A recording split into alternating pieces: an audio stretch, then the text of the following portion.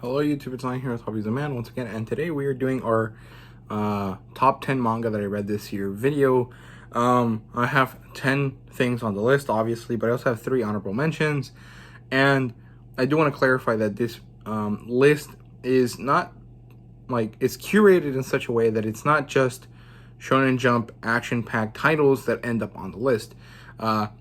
It's based on my enjoyment, it's based on how much something impressed me, it's based on how I liked it. It is not necessarily just based on how cool or how well written something is. It's a bit more complex than that. I can't really articulate it. It's more like just my feelings necessary, and then backed up with like logical reasons and explanations, rather than it is like logically based on the most technically satisfying writing that I could find, right? So just keep that in mind as you're going through this. This is just my opinion. If you want to share yours, please do so, down in the comments. Let me know what you guys would pick as your top 10. Let me know if you have some honorable mentions. Let me know if you agree or disagree with my ideas, but of course try to keep it concise and not very rude, right? So let's get into it.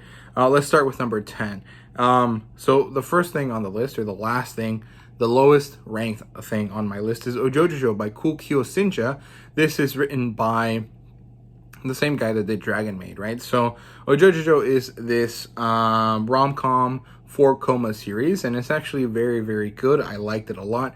It has a very kind of cute and wholesome pair of characters that are just very nice together. There's this kid who comes from this very kind of like let's call it violent background. He's a very kind of relaxed and calm kid. He's very kind of lonely and unsociable. He kind of stays to himself because he's kind of weird. And then there's this girl that's a Harris, like she's the daughter of a very rich family, and they end up going to the same high school, and they somehow connect with each other. And through this like slow passage of time, they happen to develop a friendship and a relationship with each other. And it's just so cute and adorable and enjoyable.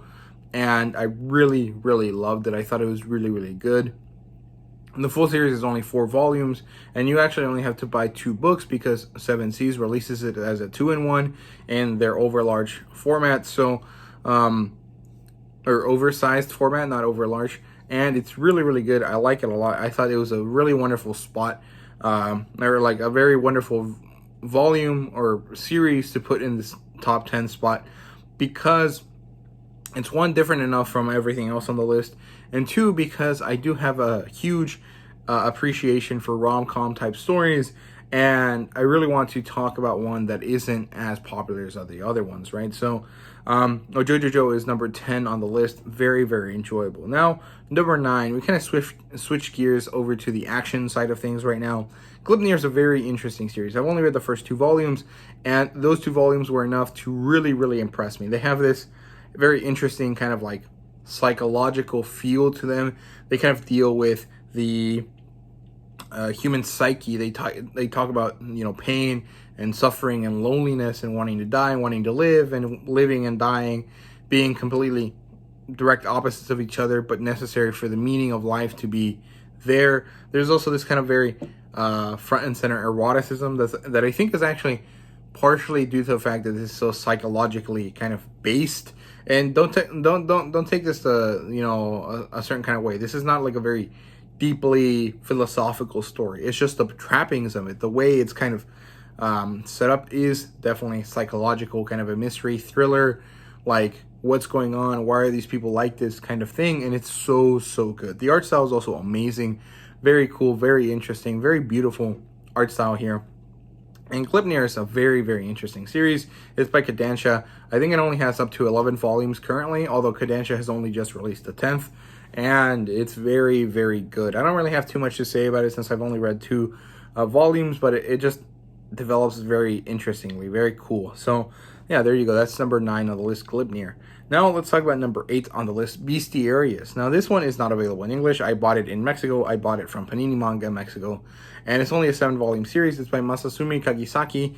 Very interesting, very well-known artist and mangaka that just doesn't have any outlet for its fans here in the US, and it really, really sucks. He has a lot of different works, but the most important one, or the one that I know the most that I have read, is Bestiarius. Now, this one is honestly not the best written thing ever, but the art style and the kind of genre and vibe of it are very, very good. It's a historical fantasy manga. It's kind of basically more of a heroic fantasy type of story. If you've ever read old Pulp Fiction, like Conan the Barbarian, you're going to be very familiar with some of the stuff that's happening in this one. It's basically about these different gladiators that got fed up with the horrible treatment that Rome has of them and of mythical creatures that live in these in this kind of fantasy version of the Roman Empire, and they basically rebel. And there's this kind of lineage of them,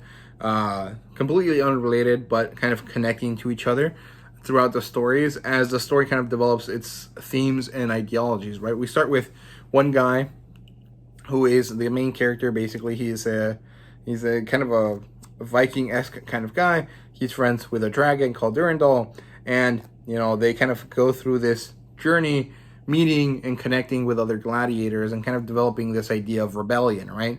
And these guys end up in Britannia, in the British Isles, and from there is where they stage their rebellion against Rome. And it's very, very good, very interesting. The art style is insane. It's so detailed. The color pages that are in it are amazing. The way that the characters are drawn is very good. Just everything about it is so cool. And yeah, even though the story is not the most, well woven, because it's basically individual vignettes, individual stories that kind of have a connecting kind of chronology, even if they're not that directly kind of interconnected, they just still work well, even if they're not the best written. But it is very amazing. It's very, very enjoyable. So that's why it's on number 8, right? Now let's move on to some Shonen Jump titles. So finally we get to the Shonen Jump titles. And here we are at number 7 with Black Torch. Now, Black Torch is an amazing kind of yokai, exorcist, monster hunter kind of series. It's in the same vein as Bleach, in the same vein as Demon Slayer, in the same vein as Doraemon. All of these types of Blue Exorcist type series. And I think that this one is by far one of the best. I would argue that Bleach is the top one, right? Bleach is the number 1 Exorcist manga because Bleach is the one that basically made all of these future Exorcist titles kind of likely to be popular, right? But Black Torch, I think, just kind of goes further. It kind of is just like, it could have been great if it had not been canceled, right? So, or finished by the mangaka's health or something like that. I don't know what happened exactly, but I'm pretty sure that it got canceled by Shonen Jump. And I think that is a huge shame because Black Torch is such a good series. It follows this guy, very similar to kind of Blue Exorcist. He meets a cat who happens to be a Mononoke. He combines with this Mononoke through this series of situations where they basically have to exchange life energy in order to survive. And now he has been approached by this underground, secret society, secret part of the government that works to eliminate yokai threats. And he ends up fighting with this yokai that has been, hiding and gaining power for so long. And there's this ideological conflict. The evil yokai says that power is the only thing that matters. And the, main character and the good yokai say that no, it's not all the only thing that matters, right? And when they clash, the winner is decided, and of course it's the main character. And so in this, he proves the ideology of the bad Mononoke, and I think that that's some of the most interesting storytelling and a very cool, meaningful style that I just thought was really awesome. Combined with the great art, it's just, Black Torch is amazing, and I wish it could have continued. And it sucks that it didn't, but I think the mangaka moved on to other things. They have another series called Heart Gear, and I think that series has been on hiatus for quite a while because the mangaka's health has deteriorated, and so I hope that he has, good health for him in the future, and that he can continue to write great stories because Black Torch was really amazing. So there you go. That's number 7. Now let's move on to number 6, and then we'll do the honorable mentions before that. So, number 6 is Eden Zero. This is a carryover from last year. I think this is the first carryover title, and I think number 5 is going to be the second one. And Eden Zero is just amazing. It definitely got bumped down a bit because even though I'm enjoying it, I think that there's a certain novelty to the other series that are above this one that just has pushed it down a bit. I'm not saying that it's worse than all the other ones. I think it's more or less about the same as most of them. However, there's just something extra special about the top 5 that just speaks to me a bit more than Eden Zero has this year. And it's probably because I've been able to read most of the other ones more consistently and more directly than Eden Zero, because Eden Zero has been coming out volume by volume very slowly. And so, yeah, but Eden Zero is basically Hiro Mashima's newest work. It's well, actually, it's not his newest work anymore. He has 2 other works that he just started for his video game adaptation of the manga, I think. But anyway, Eden Zero is a space fantasy series. It kind of reminds me of One Piece. I think that it's basically One Piece in space. You know, it's not exactly true, and this conveys a negative connotation that stupid people on anti-Twitter are going to take as, oh, it's just a ripoff of One Piece. It's not. It just has a similar basic plot line. It has a main character who has a dream, who wants to find something, and it has characters that join him along the way and become a part of his crew as he goes planet to planet, understanding and interacting with all of these different people and cultures, right? But Eden Zero is amazing. It's so good. It's wonderful. It has such an interesting aspect to its world building because every planet that you go to is different. Every planet has something amazing about it. There's the one that has rivers in the sky. There's one that drops pillars of stone like they're rain. There's one that is literally made of fire. There's one where time stops. You know, there's so many different interesting aspects to the world building of Eden Zero because every world that they visit is completely different. And I love Mashima's art style. He has gotten so much better than he was early on in One Piece. Sorry, not One Piece. Sorry, in Fairy Tail. I have One Piece on the brain. I apologize. He's so much better than he was in Fairy Tail. When he switched over to digital art, his art, I think, got even better than it was before. And you get to see this. You get to see his very interesting female character designs, how well-rounded they are. His very cool, badass male character designs, and how, you know, muscular and interestingly drawn they are. And Mashima has these very wonderful, very interesting, powerful gut punches of feelings and emotions that you get from these characters. And Eden Zero is just amazing. I love it so much. So let's get into the honorable mentions. And I'm saying these because 5 and 6 are kind of the spots where these 3 that I'm mentioning for the honorable mentions would kind of lie if I didn't have the 2 that I have there right now. So the first one is Hokkaido Gals Are Adorable, I think it's what the title is. Hokkaido Gals is about this boy from Tokyo that moves over to Hokkaido, which is the Japanese boonies. And he basically ends up finding this gal character, this girl, and becomes friends with her. And he kind of develops this kind of emotional attachment to her. And then because it's a rom-com series, you know, stuff happens. There's this element of harem that shows up where there's all of these interested girls in him and him interested in all of these girls in a very kind of romantic and friendly kind of way. And it's just so good. The art style is so beautiful. The story is so wholesome and cute.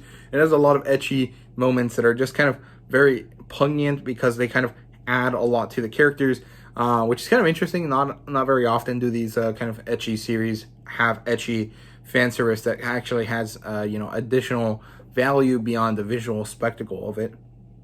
But Hokkaido Gals is such a good series. It's so enjoyable. It's so adorable, wholesome. I just love it a lot. And if it was on the list, if I didn't have better things to put on the list, I would have definitely put this in the 6th or 5th spot, depending on, you know, how everything else kind of reworked based on what I did or didn't read that year, right? But it's definitely, it's not as good as a JoJojo in terms of writing, but in terms of everything else and my enjoyment, it's definitely higher on the list. And so that's why I would put it 5 or 6 on the list. Now, My Hero Academia. This one is definitely a contender for the top 5.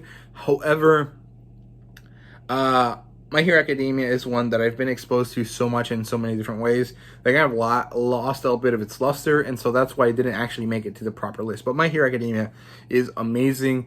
I am kind of sad that Horikoshi is basically rushing it now. However, he's doing it in a way that is still satisfying. Like, his storytelling is still good, even if it does have this element of speed to it. Like, you can tell he's moving faster in order to get to the final confrontation so he can finish writing. But he's not doing it in the way Kishimoto did it, right? With Naruto. Like, it still feels satisfying and meaningful and powerful. It's just not as good as it was during the war arc, I think. And My Hero Academia is amazing. I love it. It's a very meaningful series to me. I like all of the characters. I like that Horikoshi doesn't shy away from badass female characters, even if he kind of introduces them, makes them really badass, and then kind of forgets about them a bit. I like that he has very interesting character work with Endeavor and Bakugo, people that are horrible, but however, they still have this element of goodness to them because he develops their redemption arcs very nicely. My Hero Academia is great. The art style is amazing. It was at the beginning, it was in the middle, and is now currently even better than it was before. And My Hero Academia is just a great series, but it just doesn't outcompete the ones I have on the top 5. So that's why it's not like on the list, right? So there you go. And the last one here is Blue Exorcist. It's a kind of surprising one. Blue Exorcist was one of my favorite anime growing up. It was Naruto, Saint Seiya, Blue Exorcist, Soul Eater, and I think that was it. Fairy Tail and Attack on Titan, actually. So it was 6, right? And Blue Exorcist was one of my favorites. I loved it. I had never gotten around to reading the manga besides the first volume. I decided to one day, and man, it blew me away. It was so good. The world building is insanely intricate, very, very nicely done. The character designs are all great. There's a great element of cuteness and badassery to all of the characters that I really, really like. Blue Exorcist is awesome. However, it just can't outcompete things like Black Torch or some of the stuff that I have on top 5, and so it's going to be an honorable mention for me.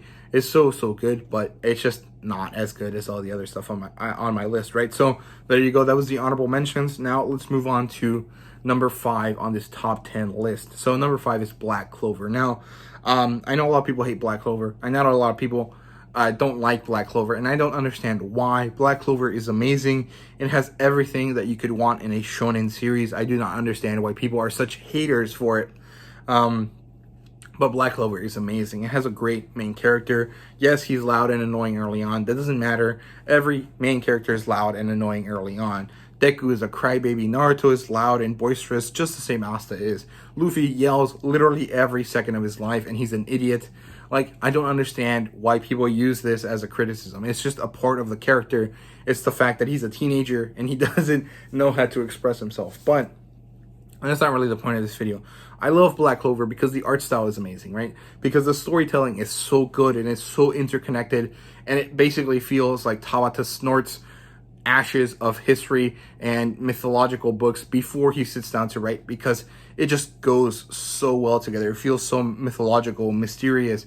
It feels like he knows exactly what's going on. And even though we see it and don't understand, eventually we do. And it's so well done how interconnected everything is. He has the very amazing way of creating patterns within his story. One thing leads to another, which leads to another, which connects to the first thing. And it's this kind of very interesting, kind of holistic design of his story, I think, that is just so cool, so awesome. I love it a lot. I love the interesting kind of medieval setting. Medieval fantasy is my favorite. The fact that this feels like Naruto meets Fairy Tail makes it so much better for me. The fact that, there's this found family aspect just adds so much value to the story for me. And Black Clover is just so good. I do not know why people don't like it, but I love it, and it's in my top 5 best manga that I read this year. So there you go. Number 4 is Dr. Stone. I don't know how to explain this, but like, Dr. Stone is just great. Like, Boichi's artwork makes the story 10 times better than it would be without Boichi's artwork, but the story itself is so good. I love this emphasis on science as the main power system of the world. I think that's awesome. I love it. I am a huge fan of science.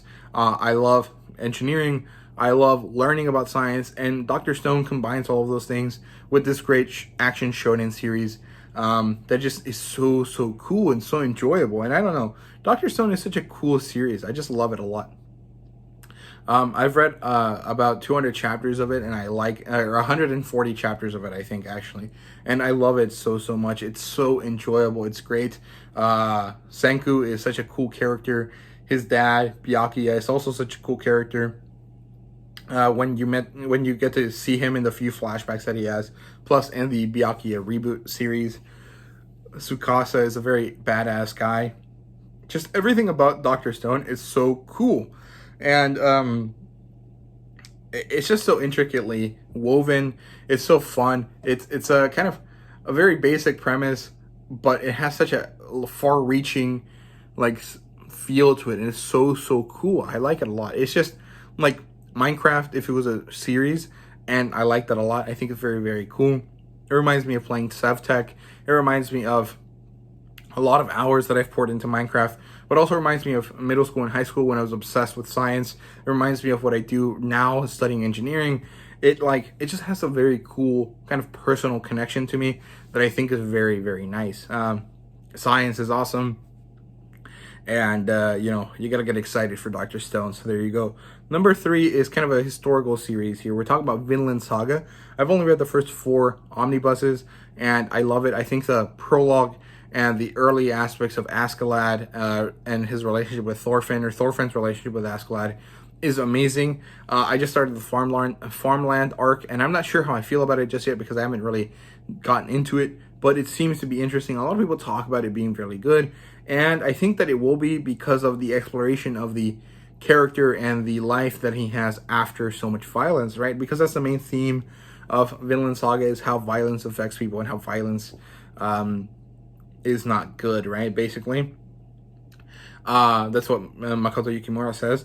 And Vinland Saga is so interesting. I love the setting. I love Vikings. Vikings are my favorite kind of historical figures, I guess. I like them a lot. I love TV shows about them. Like I love The Last Kingdom. I love Vikings and Vinland Saga and stuff similar to it, like Barbarians on Netflix.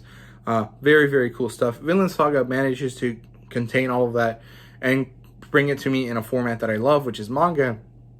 And I think that's so awesome. And the story is really interesting. I love how messed up Thorfinn is by what happened to him. This kind of depression / rage that he kind of fell into, and how that affected him. It's just a very interesting exploration of violence and its effects on people. And I think Makoto Yukimura did a great job with it. Number 2 is Kaiju number 8. I'm not going to have any fanfare about it. Kaiju number 8 is awesome. It's so good. It's a shonen series that follows a 32-year-old man who gained the powers of a kaiju and now wants to use those powers for good. He wants to join the Japanese Defense Force, the Japanese military organization that deals with kaiju, and he wants to save the world because he promised his friend, Mina, one of the leaders of the JDF, that they would fight kaiju together, and he never managed to make it far enough to do so with her. And now he wants to try again now that he has this opportunity, and it's so good. The action is amazing. The art is super cool. The characters are wonderful. Kafka is a great character. He's awesome. His supporting cast is great. Mina and Hoshina and Kikoru and Reno and Mr. Shinomiya, all of them are such good characters, so interesting. Mr. Shinomiya's development as a character is amazing. Where it is right now in the current arc is so interesting. Kikoru and Mina are badass girls with guns, and they're such a good pair of characters. Kafka's dream isn't really something crazy or impossible like being the Pirate King or being the Wizard King or being, Hokage or anything like that. It's literally he wants to be able to stand with his friend and fight with her. And that's such an interesting kind of dream. And this kind of idea that giving up on your dreams is really not what you should do, but rather you should try to chase them as much as you can. Is such a good kind of meaningful message to it. And I think it's very good. I love it quite a lot. Now, that's it for Kaiju number 8. Let's get into number 1 here. And usually I would try to stay away from this or the other 2 members of the big 3 in terms of adding them to top 10 list, because everyone does that, right? But I just couldn't get away from it this time because this series just is so amazing, right? So we're talking about One Piece. One Piece is awesome. I've read about 50 volumes of it. I finished Thriller Bark, and I'm going to start Summit War Saga here soon, but holy crap, man. One Piece is insanely good. It took me a while to get into it, I'm not going to lie. It took about until Baratier to get me interested in it, right? After Arlong Park, I was sold. After Alabasta, I was so excited to continue. I did hit a bit of a bump there with Skypiea and the Sky Island saga, but then I got right back into it with whatever happened after Water 7 and Ennis Lobby. Ennis Lobby fucking destroyed me, bro. Ennis Lobby is such a good pair of Ennis Lobby is such a good arc. Sorry, I was gonna say a pair of arcs, but it's only one. Post Ennis Lobby was so good. Thriller Bark kind of dipped down again, but I'm really excited to continue. And One Piece is amazing. The world building is insanely intricate. Oda is a god, bro. He does like not give a crap. He just makes everything possible. He connects everything. There's things that he mentioned in the first chapter that are being referenced 600 chapters later. You know, there's stuff that he mentions in Thriller Bark that directly connects what he's talking about right now in the series. There's things that he mentions in Alabasta that are directly relevant to, you know, Water 7 and stuff like that. And just the interconnectedness of his world building is amazing. His characters are great. Luffy is an idiot, but he's so lovable. Zoro is such a badass. Nothing happened. And this guy is such a cool guy. Sanji is fun. Usopp is my least favorite, but I still like him a lot. I think he's very cool. Brooks' connection with Laboon was badass, wonderful. Made me so happy to get that kind of connection there. Frankie is super.